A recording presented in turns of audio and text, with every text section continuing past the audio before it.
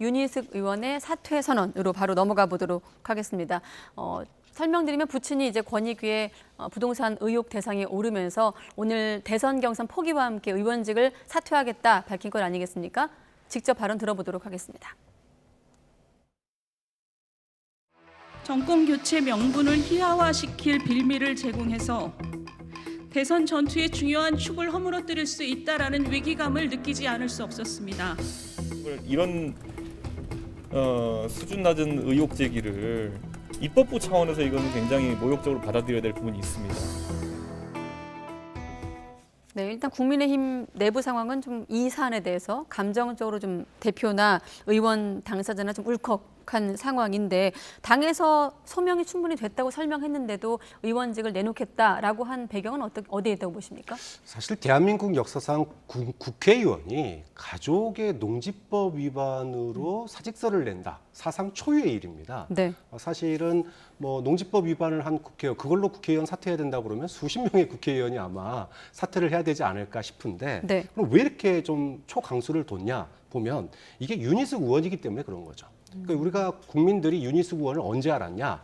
나는 임차인입니다. 그 5분 발언으로 반짝 스타가 됐어요. 그러니까 부동산 문제에 대해서 부동산 정책을 비판하면서 스타가 됐던 분이고 네. 또 그것을 기반으로 해서 지금 대선 후보로까지 이제 본인이 참여를 한 상황입니다. 자, 그런 상황에서 농지법 위반 얘기가 나오고 부동산 관련된 이제 논란이 나오니까 네. 사실은 이제 대선 행보가 사실상 어려워진 거죠. 이런 상황을 윤희숙 의원이 위기를 갖다가 기회로 삼기 위해서 저는 정치적 승부수를 던졌다고 봐요. 그러니까 내용을 보면 지금 뭐 언론의 반응이나 국민의힘 쪽의 반응은 뭐 양심 있는 정치인 뭐 이렇게 얘기를 하는데 네. 사실은 이게 농지법 위반에 대해서 하늘을 우러러 한 점 부끄럽기 때문에 사퇴한다는 게 아니잖아요. 그게 아닙니다. 정권 교체가 안 될까 봐 사퇴하겠다라는 거예요.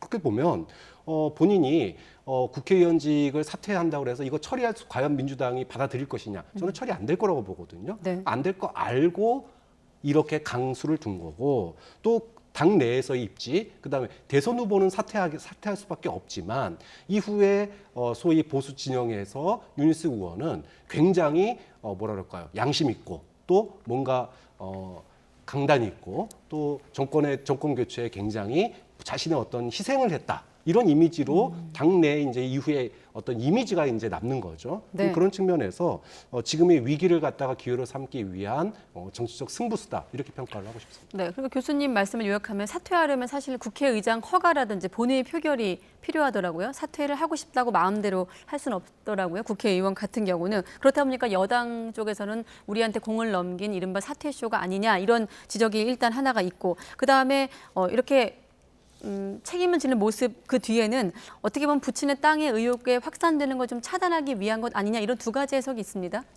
그런데 사실 단기적으로 올 땐 그 말이 맞을 수도 있죠. 네. 그러니까 지금 당장만 모면하는 어떤 정치를 한다면 아마 네. 그렇게 해석이 가능할 겁니다. 그런데 지금 권익위가 뭐를 했냐면 당에, 그러니까 더불어민주당도 마찬가지고 국민의힘도 마찬가지고 당에 그냥 통보만 한 게 아니거든요. 권익위는 그것을 바로 경찰 특수본에 수사대에 넘겼죠. 그대로 예. 자료를 넘겼습니다. 즉 넘겼다는 건 특수수사대에서 그 적법한가를 따져보고 기소를 할 거 있으면 기소를 하라라는 뜻이거든요. 네. 즉 특수수사대가 이 수사를 할 겁니다. 농지법이 위반이 됐다고 그렇게 지금 여겨서 12명에 포함됐다면 당연히 경찰은 탁탁 정말 정밀하게 그야말로 정밀하게 한 사람이라도 더 할 겁니다. 왜냐하면 경찰도 굉장히 지금 부담이 될 수밖에 없어요. LH 공사 이 투기 의혹부터 시작이 됐는데 사실상 지금 경찰에 지금 명운을 건 부동산 수사들이거든요. 네. 왜냐하면 이제 검경 수사 조정권으로 말미암아 첫 번째로 굉장히 큰 지금 이 사건을 마무리를 지어야 되는 입장. 그러니까 네. 윤희숙 의원의 부친을 윤희숙 의원이 지금 사퇴했다고 그래서 경찰이 수사를 안 할까요?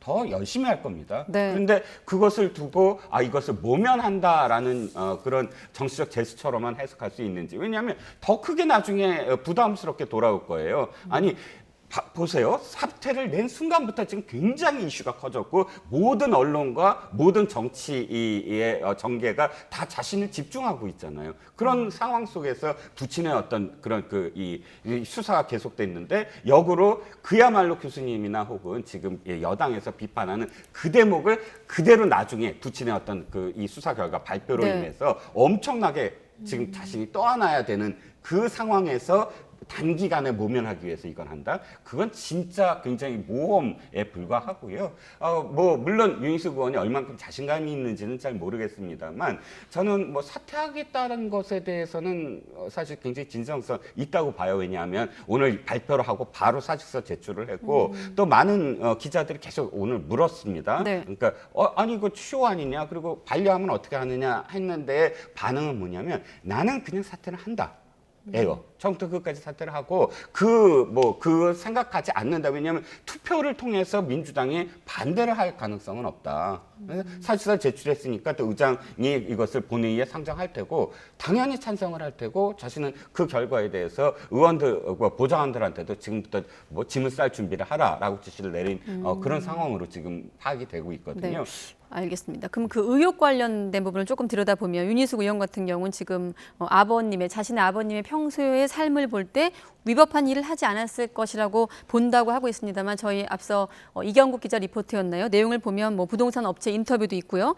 일단 한 가지가 농지법 위반 의혹이고 또 한 가지가 이제 주민등록보호법 위반 여부 아니겠습니까? 그 부분을 잠시 나중에 이제 특수본 수사를 통해서 확인되겠습니다만 어떻게 좀 이 부분은 들여다보고 계십니까? 뭐 김진애 전 의원이 얘기했다시피 예. 이게 이제 세종시에 농지를 산 거거든요. 그러면은 부친이 세종시에 무슨 연고가 있었냐? 없었습니다. 무슨 연고가 있었냐? 윤희숙 의원이 전에 KDI, 그러니까 이게 세종시에 있거든요. KDI에 근무할 때였습니다. 그러니까 이건 단순하게 부친이 뭐 토지를 갖다가 투기하지 않았을 거다라고 딸이 부모를 믿는 건 너무 당연한 일인데 네. 그러면은 이게 이제 부친이 서울에 있다가 세종시로 농지를 사기 위해서 세종시로 옮겼다가 그러면 그걸 몰랐을까요, 딸이?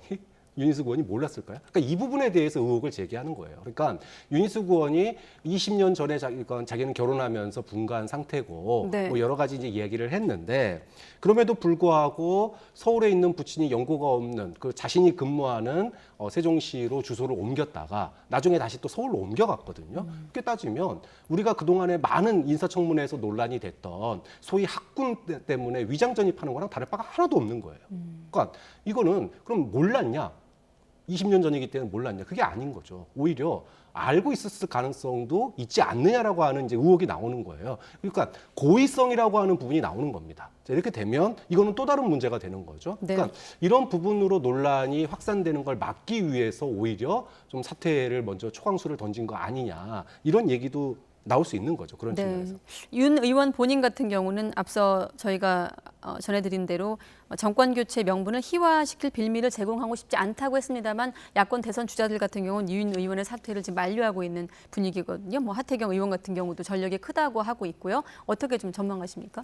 일단 오늘 또 그 비전 발표회에서 또 하태경 의원이 특히나 하태경 의원이 이제 그 자신의 발표에 앞서서 예. 이 이야기부터 하겠습니다 하고 윤희숙 의원의 그 사퇴에 대해서 만류하는 발언을 했고 또 다른 후보들도 SNS 등을 통해서 만류를 계속 하고 있습니다. 최소한 같은 그런 지금 경쟁을 하고 있는 그런 상황 속에서 첫 번째 비전 발표회에 못 나온 후보에 대한 사실 그 동지애 뭐 이런 표현일 것 같고요. 네. 윤희숙 의원과 관련해서는 저도 좀 취재를 했습니다. 진짜 사퇴를 할 건지 안 할 건지에 대해서 몇 가지 뭐 이렇게 그 좀 점검을 좀 해봤는데 네. 윤희숙 의원의 사퇴는 사실 어저께 밤부터 당이 굉장히 만류를 했던 것 같아요. 그러니까 어저께 밤부터 사실은 당의 사퇴 의사를 정확하게 밝힌 것 같고 기자회견 예고와 함께 의사를 예고와 밝힌 함께 거군요. 사실 예. 당 지도부에는 사퇴에 대한 어떤 변을 밝힌 것 같고 오늘 오전에도 사실은 뭐 당 지도부가 좀 만류를 했던 것 같은데 확고하게 그 흔들리지 않은 어떤 상황일 것 같고요. 그리고 자기가 뭐 그러니까 교수님도 지적을 하셨지만 자신이 그 관계에 있어서 부친과의 관계에 있어서 해명할 것에 대해서는 충분히 해명을 하겠다라는 어떤 입장을 보이면서 사실 당의 만류는 이미 아니 이미 그 강은 이제 건넌 게 아니냐. 후보들이 만류하던 당 지도부, 그러니까 이준석 대표가 직접 가서 또 만류도 했지만 오늘 이준석 대표가 비전 발표에서 자신의 인사말에서 이렇게 얘기를 했어요. 어쨌든 미안하다, 윤석 의원한테 미안하다. 그건 이제 당 지도부도 더 이상 만류할 수 없다는 그런 뜻이겠죠. 네, 그럼 바로 비전 발표 얘기로 넘어가 보도록 하겠습니다. 윤희숙 의원이 빠진 비전 발표회, 우여곡절을 계속 겪은 끝에 토론회에서 성격이 바뀐 비전 발표회였죠. 주자들 입에서 맥 빠진 행사다, 이런 비슷한 표현이 나왔습니다. 한번 들어보도록 하겠습니다. 이게 무슨 발표인지, 무슨 초등학교 학예의 발표처럼 그래 느껴집니다. 갖고 온 거를 그냥 쭉 읽기만 하는 그런 무슨 발표회가 돼버려가지고 굉장히 좀 싱겁게 됐다 생각을 합니다만은. 네, 유승민 전 의원은 싱겁다고 했고, 그 앞서 발언했던 홍준표 의원 얘기가 오늘 많이 언론에 보도가 됐습니다. 학예회 같다. 근데 사실 초등학교 학예회는 그래도 설렘도 있고 긴장감도 있지 않습니까? 일단 저런 총평이 나왔는데 어떻게 평가하십니까? 그러니까 대선 주자 후보군이 12명이 나와가지고 네. 일종의 7분 스피치 한 거거든요. 한 명당 7분이에요. 그러니까 7분 동안 준비된 거 읽거나 외워서 얘기하거나 낭독해줘. 이게 어떤 프레젠테이션을 하거나 또는 네. 토론을 한다거나 질문을 많이 받는다거나 이렇게 조금 더 그러니까 애초에 토론회로 예정이 돼 있던 거를 갖다가 발표회로 되면서 이럴 거라고 예상을 했었는데 아니나 다를까 뚜껑 여니까 굉장히 싱거웠다. 굉장히 7분 동안 비전만 얘기할 수 있지 그 비전으로 가기 위한 정책을 얘기할 수 있는 게 없지 않습니까? 비전은 있었습니까? 저는 비전도 이제까지 했던 얘기에서 크게 바뀌지 않았어요. 좀 그런 측면에서 네. 이게 과연 필요한 건가?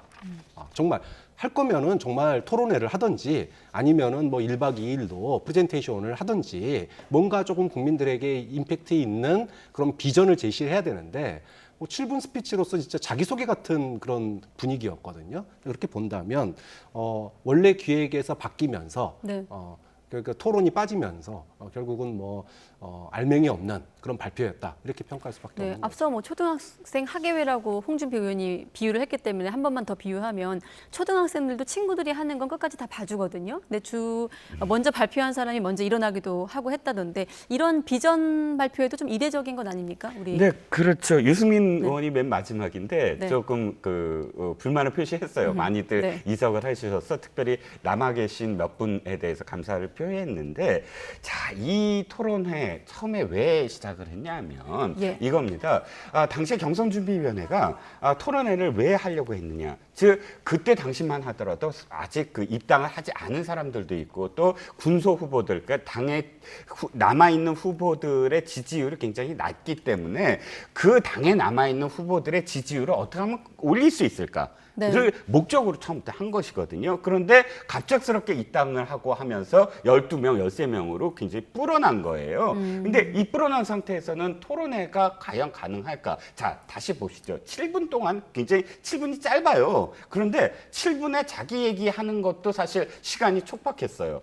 7분 동안 만약에 토론을 하겠다 그러면 12명이 난상 토론이 벌어지는데 네. 그러면 정리가 어떻게 될까요? 지금 진짜 교수님 말씀하신 것처럼 1박 2일은 해야지 모두 다 만족하는 공정한 그런 시간이 될 거예요. 네. 최소한 누구한테 질문한 거 답변 받아야 되고 그러면 각각이 한 3분, 1분씩만 하더라도 한 사람한테만 하더라도 4분이 지났는데 그럼 자기 얘기할 시간은 없잖아요. 질문만 하고. 그러니까 처음부터 12명을 갖고 내실 있는 토론을 기대할 수는 없었다. 그러니까 이게 지금 좀 어정쩡하게 됐고요. 또 이 12명이 각각 다 달라요.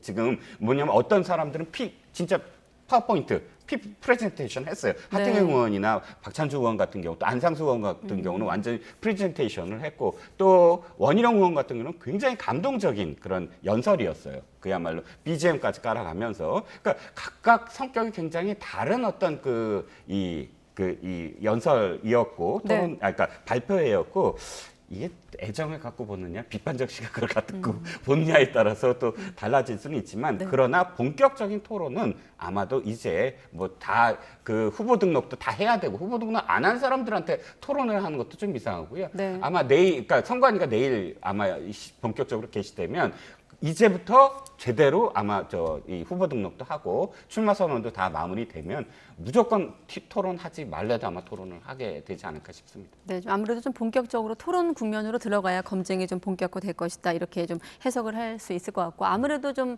1위 주자이기도 합니다만 야권 안에서 가장 관심을 모은 윤 전 총장 발언도 관심을 받고 있습니다. 윤석열 정부에선 물론 가상입니다만은 본인의 가상인데 조국도 드루킹도 김경수도 추미애도 없을 거란 약속을 하겠다라는 언급이 나왔는데 어떤 의미에서 나온 발언일까요? 본인이 뭐 뜨게 된 이유 중에 하나가 야당 후보 지금 대통령 후보로까지 나오게 된 이유가 예. 조국 사태에서부터 출발하지 않습니까? 그게 본다면 다시 옛날을 돌이키는 그래서 자신이 왜 나왔는지를 또 한번 각인시키기 위한 발언이 이제 복선으로 깔려 있고요. 뭐 표면적으로 보자면 공정, 그다음에 검찰의 독립성, 그다음에 아빠 찬스 이런 거 없는 나라. 뭐 이런 부분들을 그래서 전반적으로는 공정이라고 그동안에 본인이 강조했던 공정 그다음에 반부패 이런 쪽을 갖다가 강조하기 위해서 이런 이제 비유법을 갖다가 쓴 거 아닌가 이름들을 나열함으로 인해서 국민들이 상상하게 하고 그것이 없는 나라 이렇게 함으로써 본인이 강조하고 싶은 부분을 한 건데 네. 저는 좀 그런 생각도 좀 들었어요. 물론 이제 문재인 정부에 대해서 비판을 하는 게 야당의 역할이고 그것을 비판했으니까 야당이겠죠. 그런 측면에서 이야기하는 건 맞는데 조국, 드루킹, 김경수, 추미애 이거 말고 할 얘기는 없나? 지금 국민들이 여기에 관심 갖는 사람이 있나요?